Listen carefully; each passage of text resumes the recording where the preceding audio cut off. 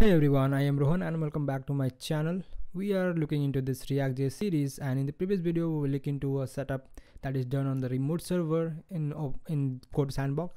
But today we will be installing various tools and setting up our local development environment on your PC or laptop so that you can develop locally. So there are various tools that is needed when you're developing React application, be it production or development. There are various tools needed and we'll be looking them one by one today. So the first one that we'll be looking is Node.js.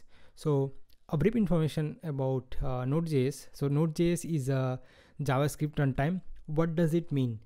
So if you have ever heard about Node.js, that when it released, it allowed us to run JavaScript code on the server side, right? Before you used to run the JavaScript code only on the browser. So browser have a JavaScript engine where JavaScript actually executes. So after Node.js, which is built on top of Chrome's V8 engine, JavaScript engine, so it can run JavaScript anywhere. Provided that Node.js install, you can run JavaScript anywhere, right?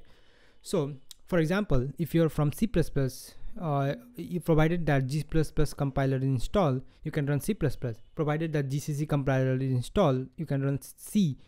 Provided that Java compiler is installed or interpreter is installed, you can run the Java programs, right?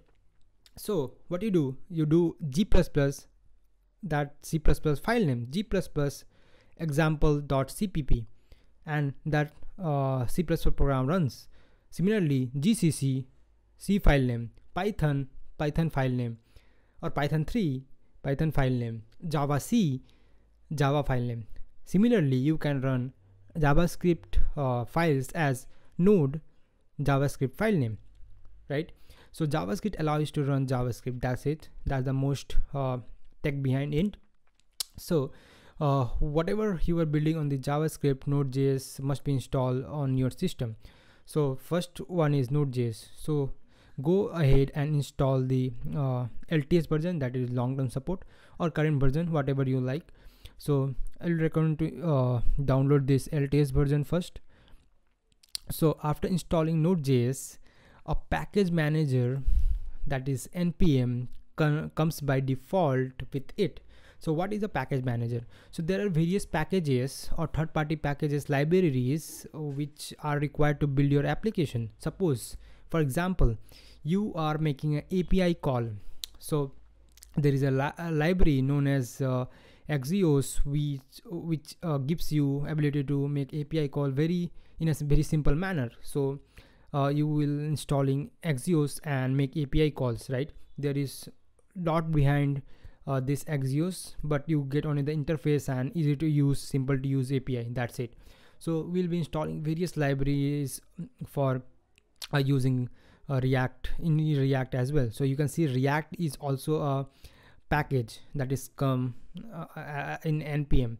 So we'll be installing React in our JavaScript environment, and then we'll play around this React, right? So if you install Node.js and if npm comes by default, a point to note that recently many people are using Yarn as well. Yarn is alternative to npm. So there is just a command difference, that's it. So if you do npm install, it will install the dependency. If you do Yarn install, it will install a dependency. That's it. But they are two different things. People depends on the people what they like. But you can install anyone. If you install in Node.js, npm comes by default. No need to install Yarn again. The third thing is, this is not an installation, but you need to better bookmark this site, because this is the official site of React, and we'll be looking couple of time in this doc section. So this doc section gives you entire various concept that is available in React. The first and foremost thing for referring to docs is I'll be teaching you this tutorial with some concepts, and down the line for 2 to 3 years, what happened there will be new features coming up, and there is a probability that I'll be not adding the tutorial to them, and no teacher can teach everything in React.js, right? So you can always come to this site and look into the documentation and how things are working and implement in your project. That's it. That is the main motivation of docs, right? So bookmark this page, we'll be visiting it couple of times.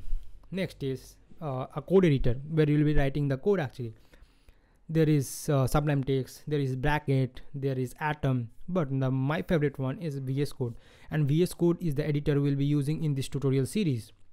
Go ahead, install any of the code editor you like or you use, but in this series we'll be using VS Code because VS Code also gives various alternatives to download some packages and great tools that can ease your development, right? So we'll be using VS Code. And last and most important one, whether on your any system, you are on any system, go ahead and install Git. So Git will give you a terminal as well, known as Git Bash.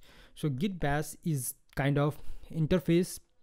If you're on Windows, it will give an interface to Linux environment where you can execute Linux like code. So you can execute the same commands all over the Mac, Linux and Windows, right? So I would suggest use Git Bash instead of command line in Windows. And for Mac and Linux user, that's all fine. Like you can use your terminal. That's it. And these tools, whatever I have shown, are compatible to all Linux, Windows, Mac. So go ahead and install it and get ready for the like environment setup and what we'll be doing next, right? So the thing is, these tools, there are various alternatives to these tools. Go ahead and research a bit, but this is the setup we are gonna use in this particular series. So that is for this video. If you're new here, consider subscribing and liking this video, sharing with your friends. We'll be continuing this good and informative React series on my channel. Thank you.